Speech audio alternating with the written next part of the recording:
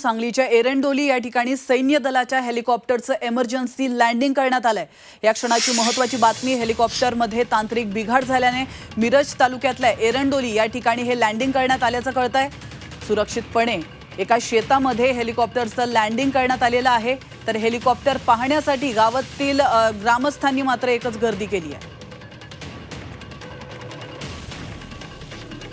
तर याविषयी अधिक माहिती देण्यासाठी आपले प्रतिनिधी सरफराज आपल्या सोबत जोडले गेलेले आहेत। सरफराज, सांगलीच्या एरंडोलीमध्ये सैन्य दलाच्या हेलिकॉप्टरचं इमर्जन्सी लँडिंग करण्यात आलेलं आहे, नेमकं काय घडलंय?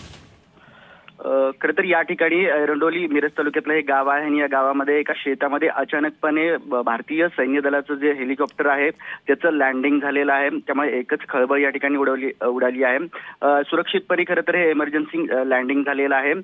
नाशिकहून बेळगावकडे हे भारतीय सैन्य दलाचं हेलिकॉप्टर जात होतं, मात्र यावेळी हेलिकॉप्टरमध्ये काही तांत्रिक बिघाड झाला।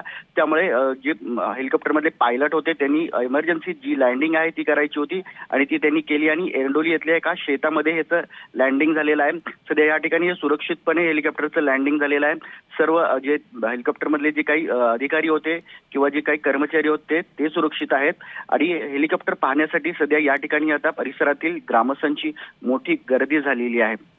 नक्कीच, धन्यवाद सरफराज तुम्ही दिलेल्या महत्त्वपूर्ण माहितीबद्दल। तर आपण या दृश्यांच्या माध्यमातून पाहू शकतो, सांगलीतल्या एरंडोली या गावातली ही दृश्य आहेत। सैन्य दलाचं एक हेलिकॉप्टर, ज्या हेलिकॉप्टरचं इमर्जन्सी लँडिंग या ठिकाणी करण्यात आलेलं आहे।